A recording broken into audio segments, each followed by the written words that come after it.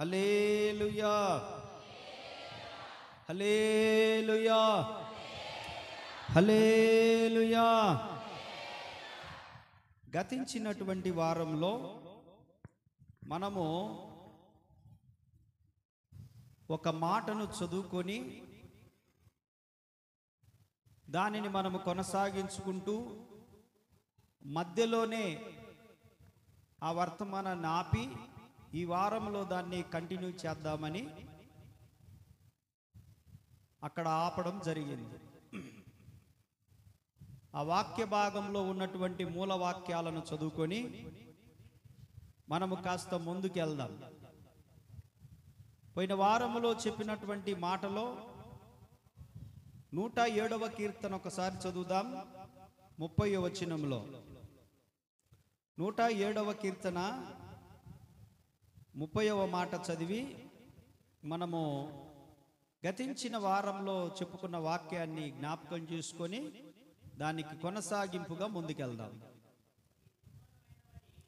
వారు కోరిన రేవునకు ఆయన వారిని నడిపించెను. చెప్పండి ఆ మాట.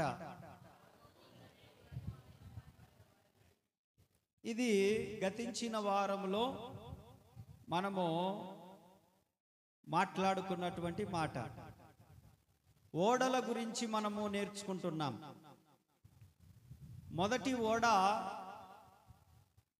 యోనా ప్రయాణించిన ఓడ, ఆగిపోయిన ఓడ అని చెప్పి మనం నేర్చుకున్నాం. ఆ ఓడ ఆగిపోవడానికి గల కారణం ఏంటో, దానికి ముఖ్యమైన కారకుడు ఎవరో, ఆ కారకుడు ఎందుకు అలా చేయడం ద్వారా ఆగిపోయిందో మనం తెలుసుకున్నాం. రెండవ ఓడ బ్రద్దలైన ఓడ. ఎందుకు ఆ ఓడ బ్రద్దలైంది? వారు చేసిన పనులను దేవుడు ఎందుకు భంగం చేశాడు అంటే, వారు చెడు స్నేహాలు చేసినందువలన వారి పనులు భంగమైపోయాయి, వారి ఓడలు బద్దలైపోయాయి. దేవుడు తనకు చేసిన మేలును మరిచిపోయి యెహోషాపాతు రాజు, అతను మిక్కిలి దుర్మార్గుడైనటువంటి అహజ్యా రాజుతో స్నేహము చేసి వ్యాపారాలు మొదలుపెట్టినందువలన దేవుడు కోపగించుకొని, అరే అబ్బాయి, నేను నిన్నెంత ప్రేమించాను, ఎంత స్థాయికి నిన్ను తీసుకొచ్చాను, చేత కత్తి పట్టకుండానే, ఏ సహాయం లేకుండానే నేను యుద్ధం గెలిపించి నీ ఖాతాలో పడేస్తే, నువ్వు అహజ్యాతో దుర్మార్గుడితో సహవాసం చేశావు, అందుకే నీ పనులు భంగమైపోతున్నాయి, నీ ఓడలు బ్రద్దలైపోతున్నాయి, ఇదేరా కారణమని చెప్పి చెడు స్నేహాలు ఎంత ప్రమాదకరమైనయో మనం నేర్చుకున్నాం. దేవునికి స్తోత్రం. హల్లెలూయా, హల్లెలూయా.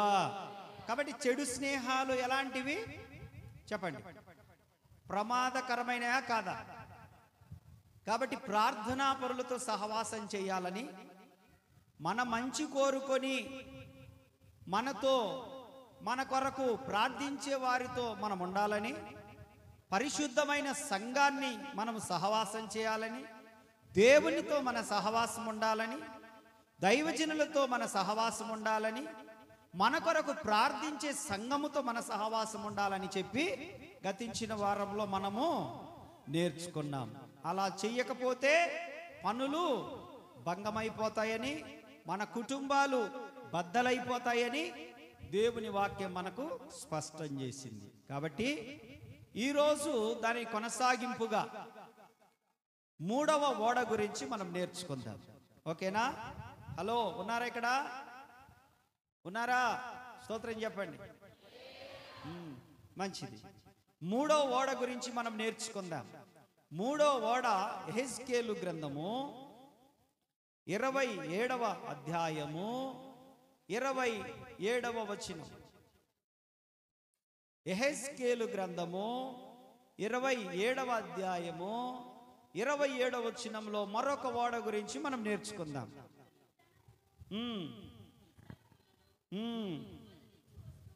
ఉమ్, ఉమ్. నీ నావికులను, నీ ఓడ నాయకులను, నీ ఓడలు బాగు చేయువారును, నీతో వర్తకము చేయువారును, నీలోనున్న సిపాయులందరూ, నీలోనున్న జనసమూహములన్నీయు నీవు కూలు దినమందే సముద్ర మధ్యమందు కూలుదురు. కూలిపోయిన ఓడలు. చెప్పండి ఇప్పుడు, మాట్లాడాలి. ఏ ఓడలు? మొదటి ఓడ ఆగిపోయిన ఓడ, రెండో ఓడ బ్రద్దలైన ఓడ, మూడో ఓడ. సమాధానం చెప్పాకనేగా ప్రశ్న వేస్తున్నాను. మూడవది ఏంటిది? ఆలకించండి శ్రద్ధగా. ఎందుకు కూలిపోయాయి ఈ ఓడలు? 28వ అధ్యాయంలో తూరు అధిపతులు ఉంటారు. ఈ తూరు అధిపతులు ఓడలు చేయడంలో నైపుణ్యత కలిగిన వారు, మంచి టాలెంట్స్ ఉన్నవాళ్ళు ఓడలు చేయడంలో. ఈ తూరు అధిపతులు ఇప్పుడు కూడా ఉన్నారు. వాళ్ళ సంతతి, వారి సంతతి ఇప్పటికి కూడా ఉన్నారు. వారి సంతతి వారే 1912వ సంవత్సరంలో, వినండి, 1912వ సంవత్సరంలో ప్రపంచంలోనే గొప్పది అని పేరుగాంచినటువంటి ఓడ టైటానిక్ ఓడను తయారు చేసింది వారి సంతతి వారే. కారణం ఏంటంటే, తూరు దేశస్థులకున్నంత జ్ఞానం ప్రపంచంలో ఎవరికి లేదు. తూరు దేశస్థులు సముద్రం మీదనే ఉంటారు. వాళ్ళు తూరు దేశస్థులు ఎటువంటి రకమైన ఓడను కూడా తేలిగ్గా తయారు చేయడంలో అంత టెక్నాలజీ కలిగినటువంటి వారు, అంత జ్ఞానము కలిగిన వారు తూరు అధిపతులు. ఈ తూరు అధిపతులు రకరకాలైనటువంటి నైపుణ్యము కలిగినటువంటి ఓడలను తయారు చేస్తూ ఉన్నారు. అయితే వీళ్ళేమనుకుంటారంటే, అసలు ఇంత జ్ఞానవంతులు భూమి మీద ఎవరు కూడా లేరు, అసలు మాలాగా ఎవరు కూడా ఓడలు తయారు చేయలేరు, మాలాగా ఎవరు సముద్రం మీదనే కుటుంబాన్ని నిలపలేరు, మాలాగా ఎవరు ఉండలేరు, అసలు ప్రపంచంలోనే ఏదైనా పెద్ద షిప్ తయారు చేయాలంటే చెప్పాలి ఎస్ మేమే అనేటువంటిది అతిశయము, గర్వము వారు కలిగి ఉన్నారంట. ఏం కలిగి ఉన్నారు? చెప్పాలి. నేనంటున్న మాటలు కాదు. 28వ అధ్యాయం అక్కడనే చదవండి. 28వ అధ్యాయంలో యెహెజ్కేలు గ్రంథంలోనే యెహోవా సెలవిచ్చున్నదేమనగా, గర్విష్ఠుడవై నేనొక దేవతనైనట్టు సముద్రము మధ్యలో నేను ఆసీనుడనై ఉన్నానని నీవు అనుకొనుచున్నావు. 1వ వచనములు అంటాడు, ఏమంటాడు? నరపుత్రుడా, తూరు అధిపతితో ఎవరితో ఉందా? వాక్యంలో ఉందా? తూరు అధిపతులు ఎలాంటి వాళ్ళంటే గర్విష్ఠులు. ఎలాంటి వాళ్ళు? చాలా జాగ్రత్తగా ఉండాలి. ఎలాంటి స్వభావం వీరికి ఉంది అనంటే గర్వము. ప్రపంచంలో మాకంటే తెలివి కల్లోలు లేరు, ప్రపంచంలో మాలాంటి జ్ఞానవంతులు లేరు, ప్రపంచంలో మేము తయారు చేసినట్టుగా ఎవడు ఓడలను తయారు చేయలేడు, ప్రపంచము మాదే, అయితే ఈ సముద్రం అంతా కూడా మాదే, దీనికి మేమే దేవతలము అని వారు అనుకుంటున్నారంట. ఏమనుకుంటున్నారు? సముద్రానికి మేమే అని వాళ్ళు అనుకుంటున్నారంట. గర్వం అనేది ఒక పాపం. ఏంటిది? పాపములలో పెద్ద పాపం, బిగ్గెస్ట్ సిన్ అన్నమాట అది. గర్వం అనేది ఒక పాపం. దేవుని వాక్యం అంటుంది సామెతల గ్రంథంలో, నాశనమునకు ముందు గర్వము నడుస్తుంది. ఏమన్నాడు? నాశనానికి ముందు ఒకడు అహంకారంతో మాట్లాడుతున్నాడంటే, ఒకడు గర్విష్ఠుడై మాట్లాడుతున్నాడంటే, కనీసం విలువ లేకుండా, చిన్న పెద్ద తేడా లేకుండా మాట్లాడుతున్నాడంటే, కనీసం తన మనానే గ్రహింపు లేకుండా మాట్లాడుతున్నాడనంటే, వాడికి ఏమొచ్చింది? ఆవిడకి ఏమొచ్చింది? గర్వం. నాశనానికి ముందు గర్వం నడుస్తుంది.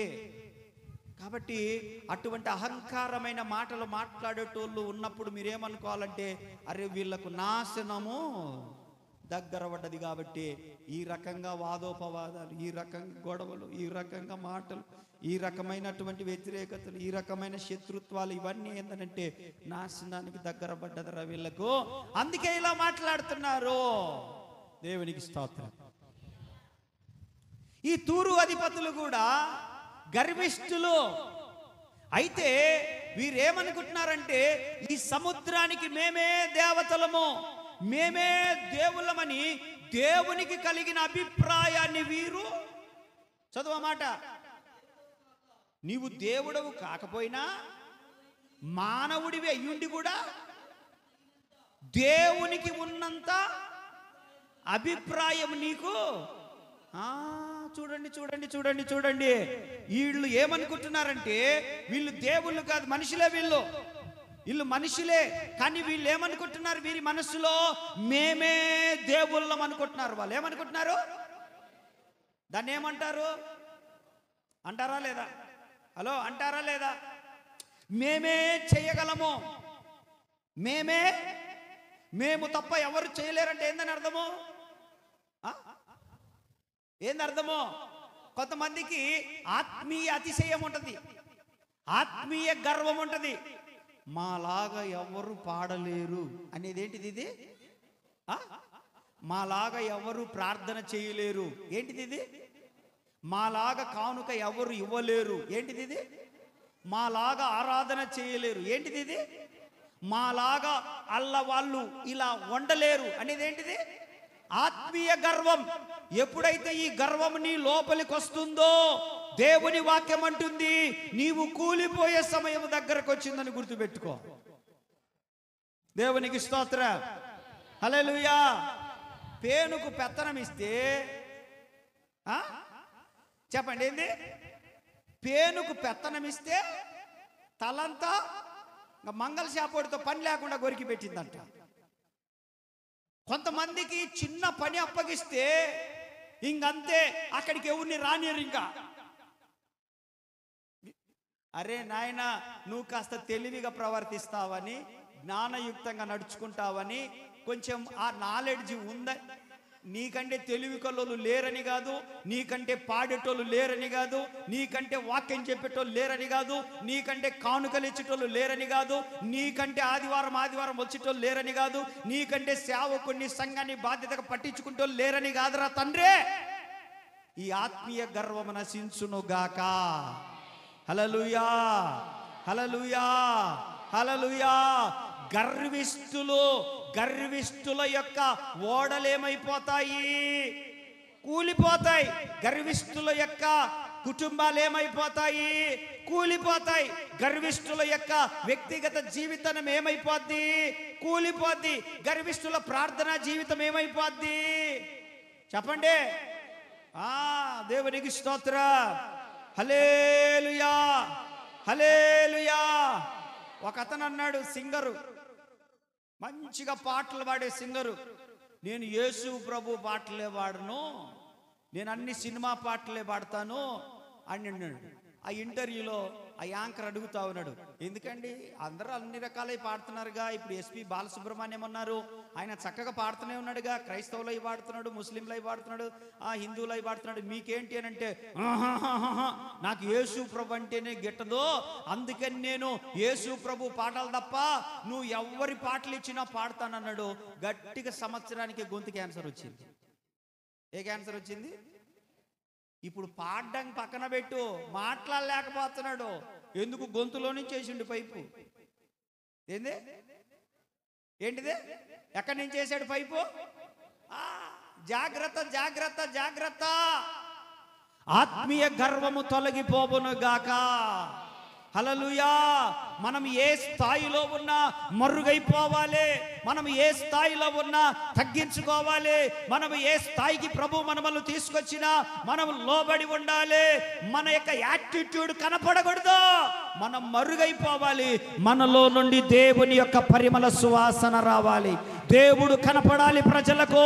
మన మాటలలో దేవుడు కనపడాలి, మన ప్రవర్తనలో దేవుడు కనపడాలి, మన ప్రార్థనలో దేవుడు కనపడాలి. మనం ఇచ్చేటప్పుడు కూడా దేవుడే కనపడాలి, మనం కనపడకూడదు.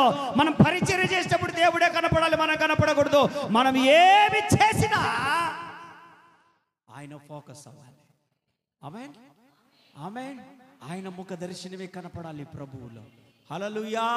మనం మాట్లాడితే ఆయన కనపడాలి, మనం చూస్తే ఆయన కనపడాలి, మనం ఏమి ఇచ్చినా ఆయన కనపడాలి, మనం ఏ పరిచర్య చేస్తున్నా ఆయన కనపడాలి. అయ్యా ఇది నిన్ను బట్టి కాదయ్యా, ఆయనను బట్టి అన్నట్టుగా ఉండాలి సంఘం కూడా. అది ఆయనను బట్టి. గర్విష్ఠుడవై నేను నాకంతా తెలుసు అనుకున్న వాళ్ళకి ఏం తెలియదు. కొంతమంది అంటారు నాకు అంతా తెలుసులే అంటారు. ఏంది నీకు? గోంగూరకు తొడిమి ఎక్కడ ఉంటుంది చెప్పురా, నువ్వు యాడుంటుంది చెప్పు. మరి నీకు ఎప్పుడన్నా నీ ముఖం గోంగూర ఒలిసిన ముఖమేనా? పచ్చిమిరకాయలు ఒలిసిండ్రా బాయ్, పచ్చిమిరకాయలు ఒలిసిండ్రు ఎప్పుడన్నా? తొడిమి యాడుంటుందిరా? అంతా తెలుసు అంటే ఈ మోగోడికి. ఏంది నీకు తెలిసేది? అంతా తెలుసు అన్నాడికి ఏం తెలియదు. ప్రభువా నాకేం తెలియదు ప్రభు అన్నాడికి దేవుడే కూర్చోబెట్టి నేర్పిస్తాడు ఆయన. నేర్చుకొనుటకు నీ యొద్ద యేసు కూర్చుండి విందునయ్యా. నేర్చుకొనుటకు నీ యొద్ద యేసు కూర్చుండి విందునయ్యా. నేర్పించు యేసయ్యా, నేర్పించు యేసయ్యా, నా మంచి బోధకుడా. నేర్పించు. నేర్పించనేటోడికి నాకంతా తెలుసు అనేటోడికి స్తోత్రం చెప్పండి. హల్లెలూయా. ఈ తూరు అధిపతుల యొక్క వారి జ్ఞానముతో తయారు చేసిన ఓడలు సముద్రము మధ్యలో కూలిపోయాయి. ఎందుకు సముద్రం మధ్యలో కూలిపోయాయో తెలుసా? మేమే దేవుళ్ళం అనుకున్నారు వాళ్ళు. మాకు తెలిసినంత జ్ఞానం ఎవరికి తెలియదు అనుకున్నారు. మేమే అన్నిటికనుకున్నారు. వాళ్ళు ఫోకస్ అవ్వాలనుకున్నారు. దేవుడు కాకుండా వాళ్ళు కనపడాలనుకున్నారు. దేవుడు కాకుండా వాళ్ళ జ్ఞానం కనపడాలనుకున్నారు. దేవుడు కాకుండా వాళ్ళ పీరవ్వాలనుకున్నారు. కనుక దేవుని వాక్యం అంటుంది, మీ గర్వం వలన, మీ అహంకారం వలన, మీ అతిశయం వలన ఏది నీకు బలం అనుకుంటున్నావో, ఏది నీకు గర్వం అనుకుంటున్నావో, దేన్ని బట్టి నువ్వు అతిశయపడ్డావో, దేన్ని బట్టి నేను నిలబడి ఉంటాననుకున్నావో, దాన్ని బట్టి దేవుని వాక్యం అంటుంది నీ నాయకులు, నీ ఓడ అధికారులు, నీ అధిపతులు సముద్రం మధ్యలో కూలిపోతారు. ఎక్కడ? ఈత కొట్టడానికి కూడా ఛాన్స్ ఉండదు. ఇంక నీకు సైరన్ కొట్టిన ఏ పడవ కూడా నిన్ను కాపాడలేదు. టైటానిక్ ఓడ ఎంతమందికి తెలుసు? టైటానిక్ ఓడ ఎంతమంది ఎక్కిండ్రు మీలో?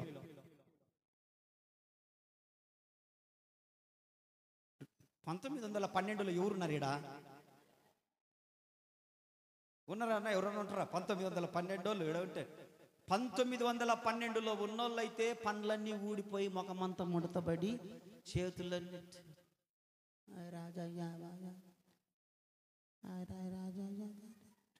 ఇది ఎన్ని సంవత్సరాలు అయినట్టు? 115 సంవత్సరాల? 115 సంవత్సరాలలో స్తోత్రం చెప్పండి. హల్లెలూయా. ఆశమ్మ తల్లి, నీకు 115 ఉన్నాయా? దేవునికి స్తోత్రం. హల్లెలూయా. టైటానిక్ పడవ చేసినటువంటి వ్యక్తి అన్నాడంట, ఈ పడవలో సకల సౌకర్యాలు ఉన్నాయి, ఈ పడవ చాలా విలువైనటువంటి ప్రత్యేకమైనటువంటి ఇనుముతో తయారు చేయబడింది. ఇది ఒక ప్రత్యేకమైన ఐరన్ ఇది.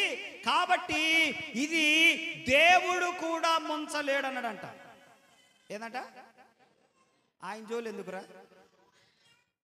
ఇది మునగదంటే బాగుండేది, అంతేనా కాదా? ఇది మునగదు, ఎవరు దీన్ని ముంచలేరంటే దానికి అర్థం ఉంది. దేవుడు కూడా చెప్పాలి. ఆయన జోలు పోగాకండి. ఆయన పౌరుషము కలిగిన దేవుడు ఆయన. హల్లెలూయా. పౌరుషము గల ప్రభు కోపింపగా పర్వతముల పోనాదుల్. నీ ఓడ ఎంతరా రే? పౌరుషము గల దేవుడు కోపిస్తే పర్వతముల పునాదులు అదురుతా ఉన్నాయి. ఓడలెంత, పడవలెంత, తెప్పలెంత, స్టీమర్లెంత, చెట్లేసుకొని పోయే ఆ పడవలు ఎంత ఇవన్నీ. ఎందుకనంటే ఆయన పౌరుషము కలిగిన దేవుడు కూడా. ఆయన జోలి ఎవరు రాకూడదు. స్తోత్ర, హల్లెలూయా. పౌరుషము గల పర్వతముల పునాదులు తన నోట నుండి వచ్చిన అగ్ని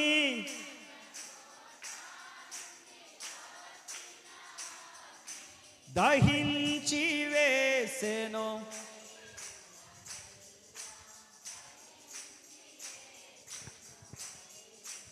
హల్లెలూయా.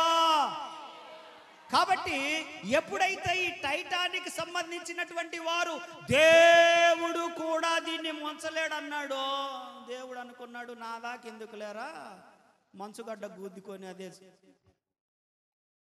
నా దాకా అవసరమా? దేవుడు ఏమనుకున్నాడు? మంచుగడ్డ జాలరా దానికి. ఏంటిదే మంచుగడ్డ జాలరా నాయన అని చెప్పేసి పడవ ఇట్ట పోతా ఉంటే, ఏ పడవ తిరుగు. దేవుడు అనుకుంటే ఎంతసేపు పడవ పోతా ఉంది, పడవ పోతా ఉందండి. పడవ పోతా ఉంది, దాదాపు 2000 మంది పైన ఎక్కించుకొని పోతా ఉంది. ఆ పడవ పోతా ఉంటే పడవ దానంతటి పోతుంటే ఇలా గర్వాన్ని బట్టి, ఇలా అహంకారాన్ని బట్టి దేవుడు ఏమన్నాడంటే, పడవ ప్రభువా చెప్పండి ప్రభు. పడవ దేవుని మాట ఇంటదా వినదా? ఏంటది పడవ అంటే? అయ్యా చెప్పయ్యా, ఎటు పోతున్నావు? అయ్యా నేను చక్కగా పోతున్నా, కొంచెం రైట్కి తిప్పుకో, మొఖం కొంచెం రైట్కి నీ ముఖాన్ని కొంచెం రైట్కి లెఫ్ట్ ఇచ్చుకో టర్నింగ్ ఇచ్చుకోన్నాడు. అంతే. ఏంది ప్రభు అంటే, నేను చెప్తాగా కానీ అన్నాడు. కొంచెం అట్ట తిరిగింది అంతే. అక్కడనే మంచుకొండ ఉంది, దాన్ని గుద్దుకుంది, కింద కంపార్ట్మెంట్ మొత్తం పోయింది, పైన వాళ్ళందరూ అప్పచ్చి అయిపోయింది. నాశనానికి ముందు కొంతమంది వారికి ఉన్నటువంటి బలము చూసుకొని, వారికి ఉన్న ధనము చూసుకొని, వారికి ఉన్నటువంటి బలము చూసుకొని, పోలీసుల బలం చూసుకొని, అండ బలం చూసుకొని, కండ బలం చూసుకొని, రకరకాల బలము చూసుకొని వాడితే ఏమవుతుంది,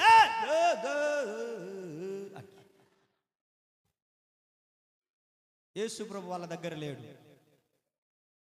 యేసు ప్రభు ఎవరి దగ్గర ఉన్నాడు? 57వ అధ్యాయం యెషయా గ్రంథం 15వ వచనం చదువు. ఎవరి దగ్గర ఉన్నాడు యేసు ప్రభు? ఎవరి దగ్గర ఉన్నాడు చూడండి.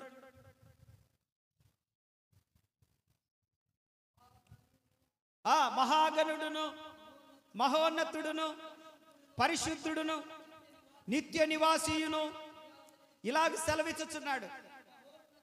నేను మహోన్నతమైన పరిశుద్ధ స్థలములో నివసించువాడను, అయినను వినయము గలవారి ప్రాణమును ఉజ్జీవింపజేయుటకును, నలిగిన వారి ప్రాణమును ఉజ్జీవింపచేయుటకును.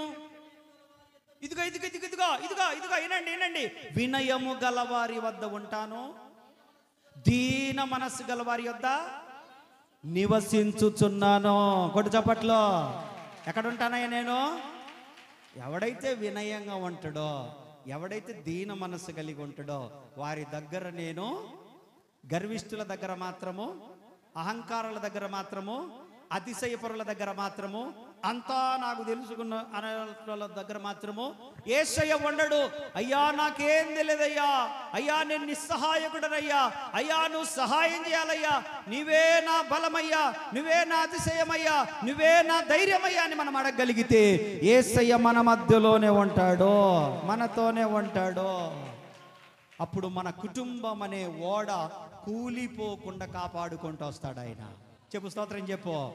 మన కుటుంబం అనే ఓడ కూలిపోకుండా ఉండాలంటే, మన పిల్లల బ్రతుకులనే ఓడలు కూలిపోకుండా ఉండాలంటే, మన ఆర్థిక సంబంధమైన ఓడలు కూలిపోకుండా ఉండాలంటే, మన ఇంట్లో ఉన్న పరిస్థితులు మంచి పరిస్థితులన్నీ కూలిపోకుండా ఉండాలంటే, ఆరోగ్యం అనే ఓడ కూలిపోకుండా ఉండాలనంటే, మనము వినయము కలిగి భయభక్తులు కలిగి దేవుని దగ్గర అనుకువగా మనం ఉండగలిగితే మన ఓడలు కూలిపోకుండా ఆయనే సముద్రములో నడిపిస్తాడు ఆయన. నే కోరినా ఆరేవుకే నడిపించును నా యేసయ్యా. నే కోరినా ఆరేవుకే నడిపించును నా యేసయ్యా. తుఫానులైనా కెరటాలన ఫాను ననచి నడిపించుము నా విశ్వాసవోడ కొనసాగుచున్నది. హల్లెలూయా. ఈ విశ్వాసం అనే ఓడ, మన కుటుంబం అనే ఓడ, ఆర్థిక దీవెననే ఓడ, ఆరోగ్యం అనే ఓడ, ఆయుష్ అనే ఓడ, మన పిల్లల బ్రతుకులనే ఓడ, మన పిల్లల చదువులనే ఓడ, ఉద్యోగాలనే ఓడ, క్షేమ స్థితి అనే ఓడ కూలిపోకుండా సముద్రం మధ్య అనగా ఈ లోకంలో కూలిపోకుండా రేవుకు చేరాలనంటే యేసే దిక్కు, యేసే మార్గము, యేసే గమ్యము. మనము కోరిన రేవుకు ఆయనే నడిపిస్తాడు. ఆమేన్, ఆమేన్. వేరే దిక్కు వీళ్ళు గర్వించారు. గర్వించినందువలన వారి ఓడలు ఏమైపోయాయంట? ఏమైపోయాయి? ఎక్కడ కూలిపోయాయి? సముద్రం మధ్యలో. కారణం ఏంటి? గర్వం. చెప్పండి ఏంటి కారణం? ఏంటి? గర్వం అనేది ఎంత పని చేసింది? ఓడలను గర్వపడతా ఉంటారు కొంతమంది వారికి కలిగిన దాన్ని బట్టి. కానీ మనం అలా ఉండకూడదు. మనం దేవుని పిల్లలు. ఏది ఇచ్చినా దేవుని దగ్గర నుంచి తీసుకోండి, దాన్ని మీ యొక్క కుటుంబం కొరకు వాడుకోండి. కానీ దాన్ని బట్టి మాత్రం అతిశయపడగాకండి. దేవుడు ఏమి ఇచ్చినా తీసుకోండి. బంగారం ఇచ్చాడా తీసుకో, వెండి ఇచ్చాడా తీసుకో, ధనం ఇచ్చాడా తీసుకో, ఉద్యోగం ఇచ్చాడా తీసుకో, బంగ్లాలు ఇచ్చాడా తీసుకో, మిద్దె మీద మిద్దె ఇచ్చాడా తీసుకో. దేవుని స్తుతించు దేవుడు ఇచ్చినందుకు. దాన్ని బట్టి మాత్రము దాన్ని బట్టి కొంతమంది అతిశయం, గర్వం. మా అమ్మాయికి మంచి సంబంధం తెల్లగా ఉంటాడు అబ్బాయి, మీ అమ్మాయి అల్లుడు కర్రే కొంటాడు, మా అమ్మాయి మా అల్లుడు ఎట్టుంటాడు? తెల్లగా ఉంటాడు. మీ అల్లుడు ఎట్టుంటాడు? ఎట్టుంటాడు? ఏమ్మా ఏం ప్రాబ్లం ఏంది?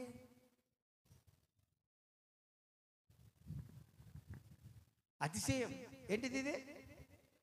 అతిశయం, గర్వం. తెల్లగుంటాడని నల్లగుంటాడని. దేవునికి స్తోత్రం. హల్లెలూయా. ఈ అమ్మాయి నల్లగుంటది, వాడు తెల్లగుంటాడు. దేవుని దయ వల్ల పాప పుట్టింది, కర్రెగా పుట్టింది. సిగ్గొచ్చిందే? ఇప్పుడు చెప్పట్లే. ఇప్పుడు పక్కింటి ఆమె దగ్గరికి వచ్చి ఎత్తుకొని వచ్చి చెప్పట్లే. ఏందసి ఇది కరెక్ట్ మరి ఇంట్లో వంటలు.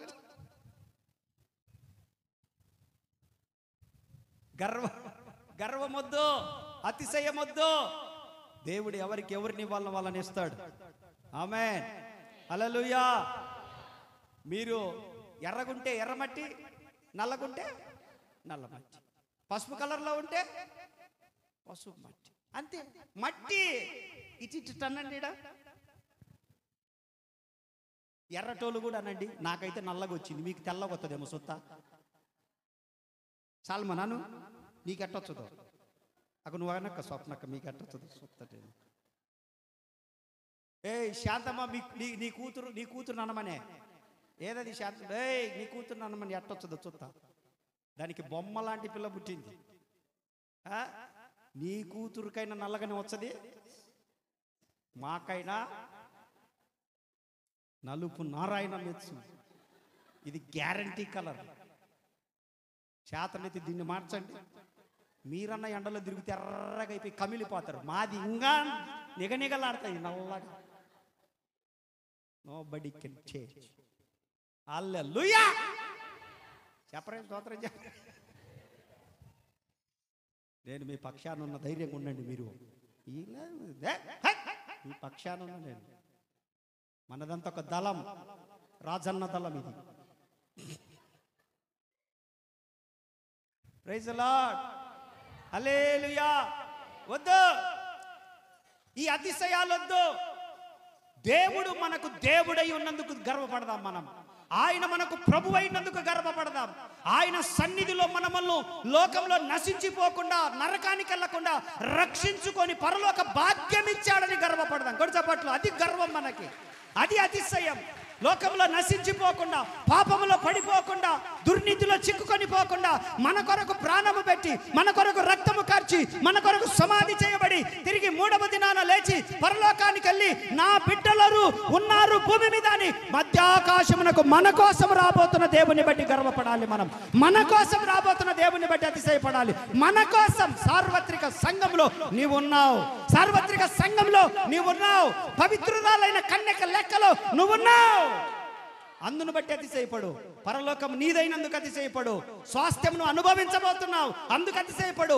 వాగ్దానాలు భూమి మీద అనుభవిస్తున్నావు, అందుకు అతిశయపడు. స్వాస్థ్యము పొందబోతా ఉన్నావు, అందుకు అతిశయపడు. కొడు చప్పట్లో. దేవునికి మహిమ కలుగును గాక. ఎలా వచ్చామో అలా వెళ్ళిపోతాం అంతే భూమి నుంచి. ఇక్కడ దేవుడిచ్చిన ఎన్ని భూమి మీద వాడుకోమని ఇచ్చాడు.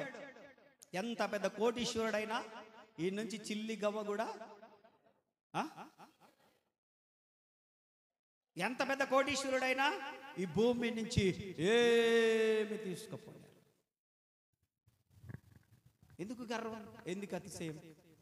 గర్వం వచ్చిందా ఓడలు కూలిపోతాయి, ఆరోగ్యం బాద్ది, ఆయుష్ బాద్ది, ఆర్థిక ఇబ్బందులు ఎదుర్కొంటాం, కుటుంబం అంతా కూడా ఇబ్బందుల పాలైపోతాం, మనశ్శాంతి ఉండదు, సమాధానం ఉండదు. గర్వము తొలగిపోవును గాక. స్తోత్రం చెప్పండి. ఒక్క మాట చెప్పి నేను ముగింపులోనికి వస్తాను. 4వ ఓడలోనికి వచ్చేద్దాం. 4వ ఓడ జెనసిస్ చాప్టర్ 6లోనికి రండి. ఆదికాండం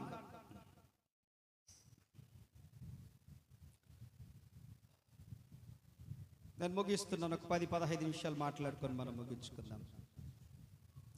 ఆదికాండంలో మనకు బాగా సుపరిచితమైన ఒక కుటుంబం ఉంది. అప్పుడప్పుడు మీరు నేను వెళ్ళి పలకరించి వస్తుంటాం అక్కడ. మనం నోవాహు కుటుంబం. ఎవరు ఎంతమంది పలకరించారు ఆయన్ని? విన్నారా ఆయన గురించి? ఎస్, విన్నారా? విన్నారా? అదే పలకరియడం అంటే. చదివారా ఎప్పుడన్నా? ఈ మధ్య బైబిల్ చదవమని చెప్పిన అమ్మలక్కలకి అయ్యగారులు ఏం చేస్తుర్రో మరి వాటిని ఉమ్మింతేసి ఇంతేస్తారు. అవి రోజు తీస్తే కదా శుభ్రంగా వచ్చేది. అవి రోజు చదవరుగా, అందుకని అవి అతుక్కొని ఉంటాయి ఒక పేజీకి ఒక పేజీ. అందుకని ఉమ్మి ముఖం కూడా కడుక్కోరాళ్ళు. ఆ పాసి మళ్ళీ అది రాలేదని మళ్ళీ ఈసే ఇట్లా నాలిక పెట్టి ఏసు ప్రభా మీ ఆ పేజీలు ఒకసారి వాసన చూసుకోండి. ఆ పేజీ అనిపిస్తుంది మీకే. రోజు చదివితే కదా, అది రోజు చదివితే తేలికొత్తది పేపర్. అట చదవరు. చదువుతున్నారా? మోకాళ్ళ మీద చదువుతున్నారా? చిన్న మోకాల్లో పెద్ద మోకాళ్ళే చదువుతున్నారా? ప్రభు మిమ్మల్ని దీవించును గాక. ఎందుకులా దొంగలం బట్టియడము? నా బిడ్డలేగా, నా బిడ్డల గురించి నేనే చెప్పుకుంటారట.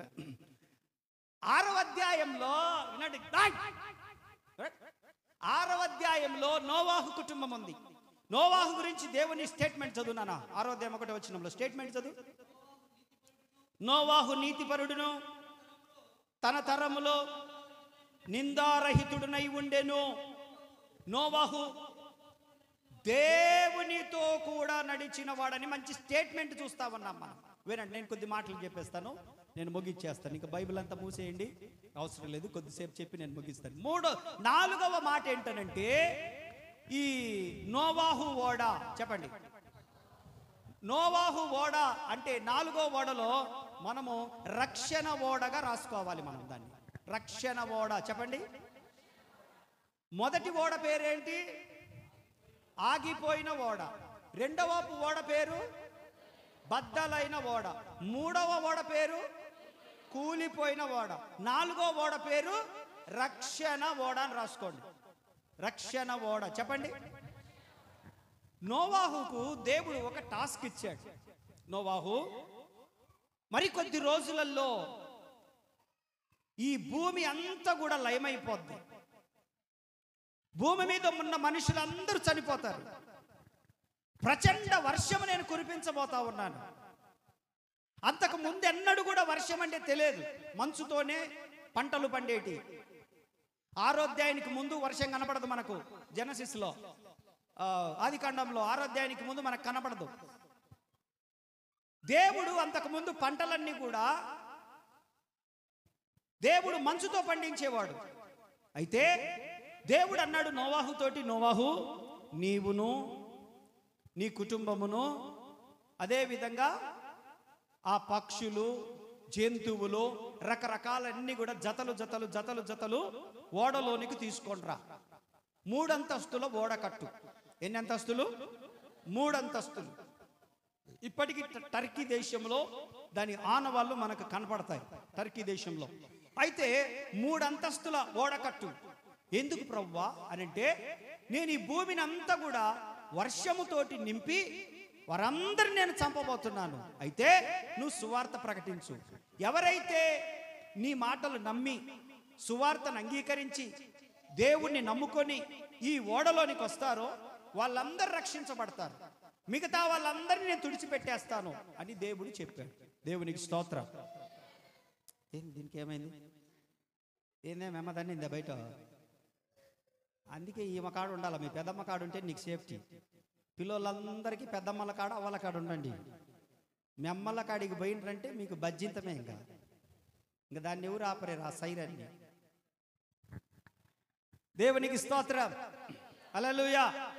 దేవుడు చాలా చక్కగా నోవాహుకు చెప్పాడు. నోవాహు, సరే ప్రభువా నేను అలాగే చేస్తానని చెప్పి నోవాహు 120 సంవత్సరాలు సువార్త ప్రకటించాడు. అయ్యా, ఇదిగో దేవుడు జలప్రలయాన్ని తీసుకొని రాబోతా ఉన్నాడు, మీరందరూ కూడా మీరు రక్షణ పొందాలని చెప్తా ఉన్నాడు అని చెప్పి వారికి ప్రకటన చేస్తూ ఒక పక్కన కుటుంబంతో మాట్లాడుకున్నాడు. వాళ్ళ కొడుకులను పిలిచాడు. అబ్బాయ్, అమ్మను పిలు అని చెప్పేసి వాళ్ళందరూ కలిసి అక్కడికి నోవాహు దగ్గరికి వచ్చినప్పుడు నోవాహు తన దర్శనాన్ని వారితో పంచుకుంటా ఉన్నాడు. గతించిన రోజు దేవుడు నాతో మాట్లాడాడు, కాబట్టి మీరందరూ నేను అందరం కలిసి మనం ఒక ఓడ తయారు చేయాలి, ఒక పడవ కట్టాలి. ఇదిగో ఆ పడవ 3 అంతస్తులు ఉంటుంది. దేవుడు కొన్ని మెజర్మెంట్స్ ఇచ్చాడు. ఆ కొలతల ప్రకారమే మనం దాన్ని కట్టి మనందరం దాంట్లోనికి వెళ్ళాలంట. కాబట్టి మనందరం అది వెళ్ళిన తర్వాత దేవుడు ఒక ప్రచండమైన వర్షము 40 రాత్రులు 40 పగళ్ళు దేవుడు వర్షాన్ని కురిపిస్తాడట. దాని ద్వారా ఈ లోకంలో ఉన్నటువంటి దుష్టులైన మనుషులందరూ చనిపోతారట అని దేవుడు చెప్పినటువంటి మాటలను ఆ కుటుంబముతో ఆ దర్శనాన్ని పంచుకున్నారు. దేవుని మహాకృపను బట్టి ఆ దర్శనానికి వాళ్ళు అవిధేయత చూపక నోవాహు చెప్పిన మాటకు వాళ్ళ భార్య అనొచ్చు, దేవుడు మాట్లాడితే నీతో మాట్లాడింటాడు, నాకెందుకు చెప్తున్నావు, నువ్వే చేసుకోపో అనొచ్చు. కానీ అనలే.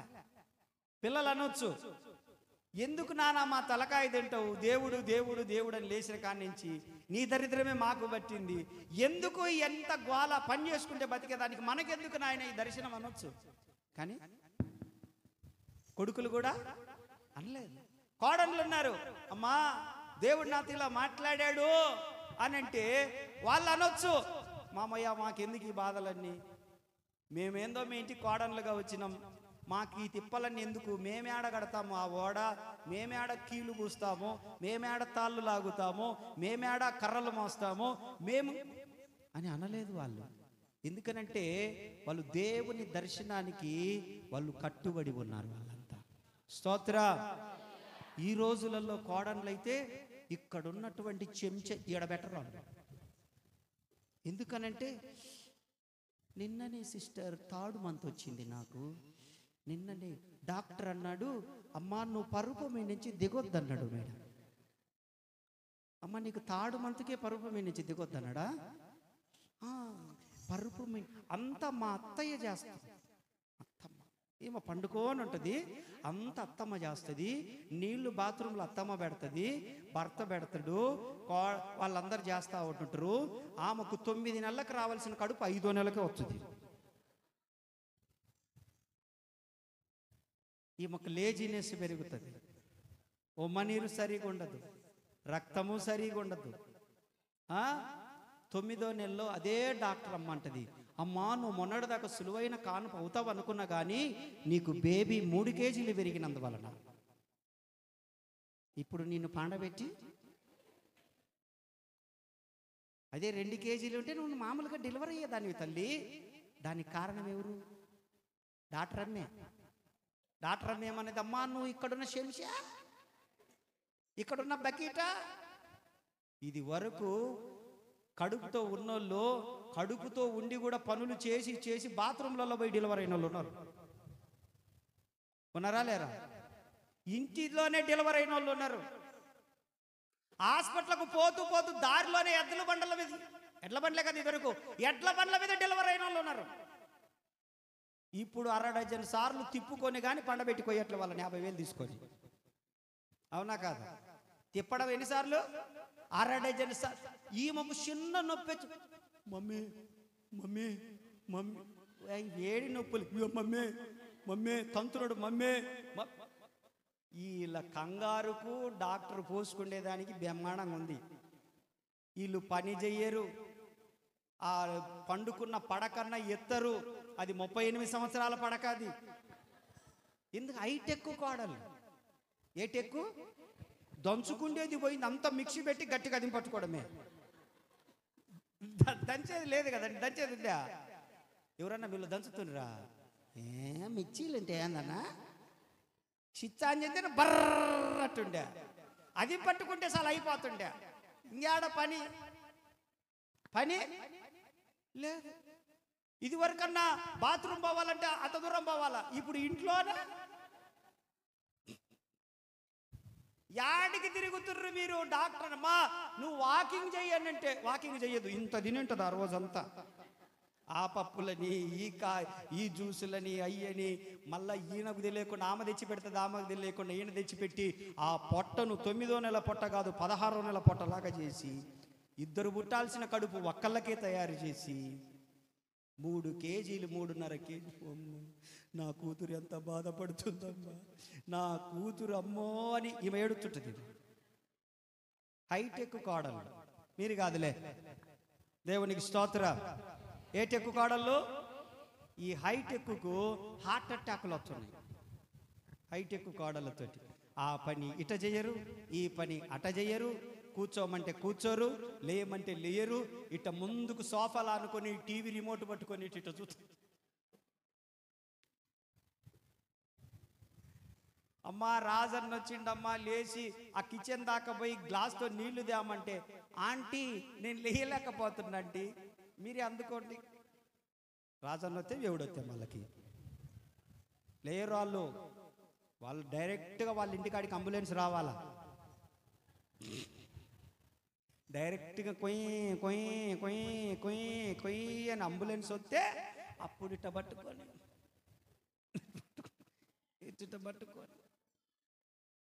దుప్పట్లు తేపోయా, దుప్పట్లు పాత బట్టలు కూడా తీసుకురాపో అని చెప్పి 10-15 వేలు పెట్టి మత్తు ఇంజెక్షన్ నడ్డీపుని ఇప్పించుకొని 50 వేలు పెట్టి ఆపరేషన్ చేయించుకుంటే కానీ వీళ్ళకు తృప్తిగా ఉండదు. ఇప్పుడు హైటెక్ కోడళ్ళకు.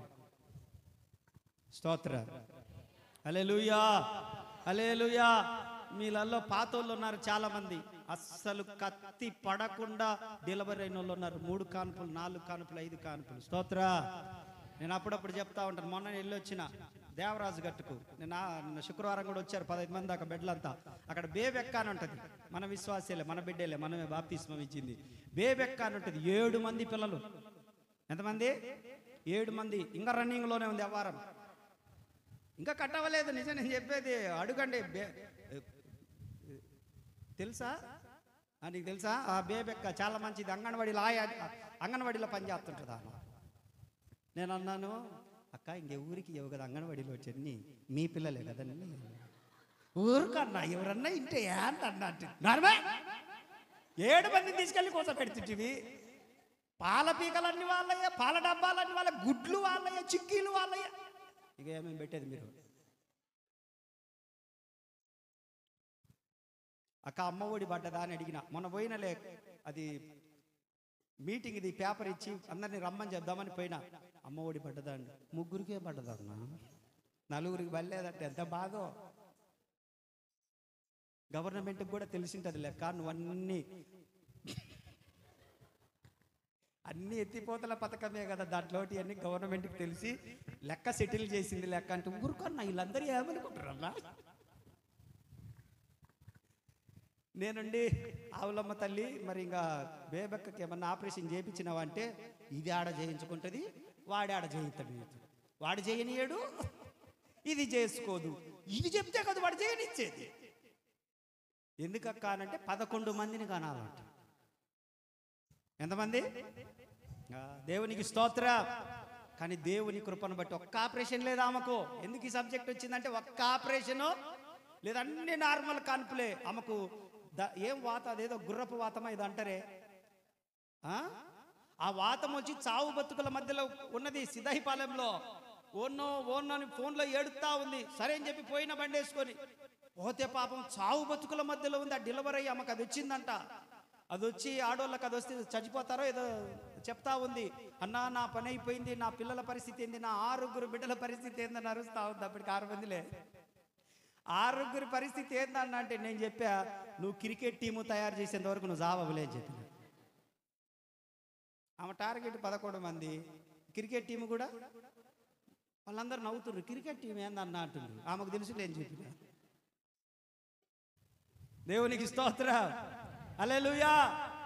కాబట్టి ఆ దర్శనము ఎప్పుడైతే కోడళ్ళతో పంచుకున్నారో, కోడళ్ళు ఓకే అన్నారు, కుమారులు ఓకే అన్నారు, భార్య ఓకే అన్నది. వాళ్ళందరూ కలిసి దేవుని మహాకృపను బట్టి కుటుంబం అంతా కలిసి ప్రార్థనా పరులు గనుక, కుటుంబం అంతా గర్వం లేనివారు గనక, కుటుంబం అంతా కూడా లోబడేవారు గనక, దేవుని యొక్క ఆజ్ఞకు లోబడి వారు ఏం చేశారంటే రక్షణ ఓడను కట్టారు వాళ్ళు. ఆమేన్, ఆమేన్. ఆ రక్షణ ఓడలోనికి కేవలము వారు మాత్రమే కాక సువార్త ప్రకటించారు. సువార్త ప్రకటిస్తే ఒక్కరు కూడా రక్షణ ఓడలోనికి రాకపోగా, దేవుడు చెప్పినట్లుగా ఆ పశువులను, పక్షులను, రకరకాల జంతువులను తీసుకొని వచ్చి దాంట్లో వాళ్ళు ఉంచారు. వీళ్ళందరూ రక్షణ ఓడలోనికి వచ్చారు. ఆ 3 అంతస్తుల రక్షణ అరలుగా కట్టినటువంటి ఆ ఓడలోనికి వచ్చారు. దేవుడు చెప్పినట్లుగా 120 సంవత్సరాలు టైం దాటిపోయింది. వర్షము ప్రారంభమైపోయింది. ఎవరైతే దేవుని మాటను అశ్రద్ధ చేశారో, ఎవరైతే దేవుని మాటను నమ్మలేదో, ఎవరైతే దేవుని మాటను నిర్లక్ష్య పెట్టారో వాళ్ళందరూ కూడా ఈ లోకంలో ఆ యొక్క నీళ్ళలో మునిగిపోయి చనిపోయారు. ఎవరైతే రక్షణ ఓడలోనికి వచ్చారో వారు మాత్రమే కాపాడబడి ఇప్పుడు పరలోకంలో ఉన్నారు వాళ్ళు. ఆమేన్, హల్లెలూయా, హల్లెలూయా. నీ కుటుంబం రక్షణ అనే ఓడలో ఉండాలి. ఆమేన్, ఆమేన్. రక్షణ అనే యేసు రక్తపు కింద ఉండగలిగితే నీ కుటుంబం అనే ఓడ, నీ ఆరోగ్యం అనే ఓడ, నీ ఆర్థిక స్థితి అనే ఓడ, నీ పరిస్థితులు అనే ఓడ, నీ ఉద్యోగం అనే ఓడ, నీ క్షేమ స్థితి అనే ఓడ క్షేమముగా నడుస్తుంది యేసు క్రీస్తులో ఉంటే. ఆమేన్. యేసుక్రీస్తును దూరం పెట్టి నీ ఇష్టానుసారంగా బ్రతికితే, లేదా కూలిపోవుటకు కారణమైనటువంటి, ఆగిపోవుటకు కారణమైన, బ్రద్దలవుటకు కారణమైన ఆ కారణాలు గనక నీలో ఉంటే గనక నీ ఓడ కూడా అంతే తయారైతుంది.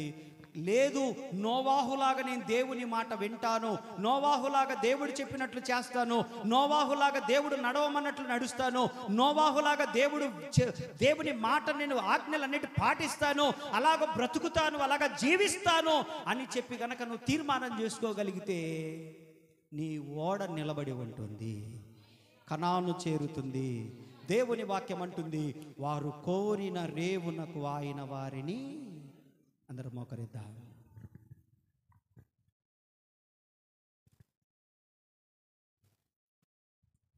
నీ కుటుంబం అనే ఓడ ఆగిపోకముందే నీ కుటుంబం అనే ఓడ కూలిపోకముందే, నీ కుటుంబం అనే ఓడ బ్రద్దలవ్వకముందే నువ్వు రక్షణ ఓడలోనికి రా. రక్షణ ఓడలోనికి రా. దేవుని రెక్కల క్రిందకు రా. మహోన్నతుని చాటు కిందికి రా. మహోన్నతుని చేతిలోనికి రా. బాప్తిస్మం తీసుకో. పాత జీవితాన్ని విడిచిపెట్టు. రహస్య పాపములను విడిచిపెట్టు. దేవుని సన్నిధిలో పశ్చాత్తాపడి. రోజు మన కుటుంబాలలో అలజడికి కారణం ఏంటి? మన కుటుంబాలు సమాధానం బ్రద్దలైపోవడానికి కారణం ఏంటి? సంతోషం బ్రద్దలైపోవడానికి కారణం ఏంటి? ఆరోగ్యం బ్రద్దలైపోవడానికి కారణం ఏంటి? ఆర్థిక సంబంధమైన దీవెన బ్రద్దలైపోవడానికి కారణం ఏంటి? గర్వమా? దేవుని సన్నిధి నుండి పారిపోయే పరిస్థితి? చెడు స్నేహాల? ఈ మూడిట్లలో ఏది నీ మీద ప్రభుత్వం పెత్తనం, ఏలుబడి, అధికారం చెలాయించినా నీ ఓడలు బద్దలైపోతాయి. జాగ్రత్త. నీ ఓడలు ఆగిపోతాయి. జాగ్రత్త. దేవుని రక్షణ అనే ఓడలోనికి రా. నీ ఆరోగ్యం స్థిరపడుతుంది. నీ ఆధ్యాత్మిక స్థితి బలపడుతుంది. ఆత్మ ఫలాలు ఫలిస్తావు. ఆత్మ వరాలు అనుగ్రహించబడతాయి. ప్రవచన వరముతో మీలో కొంతమందిని దేవుడు నింపుతాడు. ఆత్మ ఫలాలు ఫలించాలి సంఘం. ఆత్మ వరాలు ఫలించాలి సంఘం. బహుమతులు పొందుకోవాలి సంఘం. రక్షణ ఓడలోనికి నిలబడి ఉండాలి. దేవునితో నడిచాడు. నీతిమంతునిగా ఉన్నాడు. యథార్థవంతునిగా ఉన్నాడు. రక్షణ ఓడలో ఉన్నాడు. నువ్వు ఎక్కడుంటున్నావు ఈరోజు? నువ్వు ఏ స్థలాల్లో తిరుగుతున్నావు ఈరోజు? నీ పరిస్థితి ఏంటి? ఒకసారి ఆలోచన చేసుకో. ప్రభువా, నేను రక్షణ ఓడలోనికి వస్తానయ్యా. ఈరోజు నా ఓడ క్షేమకరంగా నేను కోరిన రేవుకు నడిపించబడాలి. ప్రభువా, నేను కోరిన రేవుకు నా ఓడ చేరాలి. సియోనుకే నా ఓడ పయనం ఆగదు ఏ చోట. సియోనుకే నా ఓడ పయనం ఆగదు ఏ చోట. విశ్వాసముతోనే ఆరంభించితిని ఈ యాత్రను. విశ్వాసముతోనే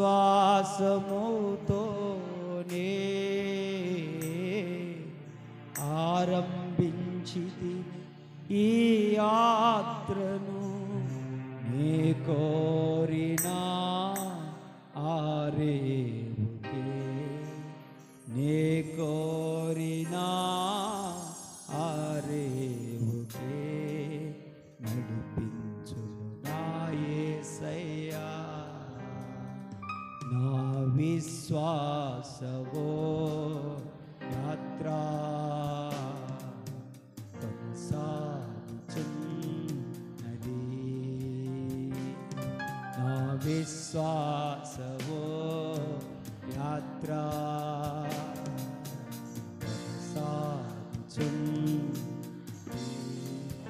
కొనసాగించే యేసు నాకు తోడుండగా. కొనసాగించే యేసు నాకు తోడుండగా. తుఫానులైనా పెనుగాలులైనా, తుఫానులైనా పెనుగాలులైనా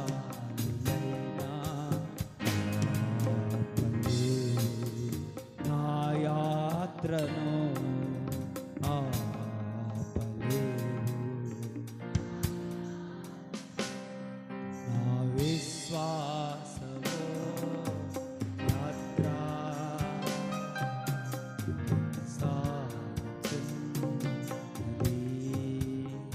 నీ సొంత ప్రయత్నాలు చేస్తున్నావేమో, నీ సొంత నిర్ణయాలు తీసుకుంటున్నావేమో సముద్రం మీద. జాగ్రత్త. ఈ లోకమనే సముద్రంలో మన కుటుంబం అనే ఈ ఆధ్యాత్మిక యాత్ర ప్రయాణం సాగుతా ఉంది. దేవుని మీద ఆధారపడు.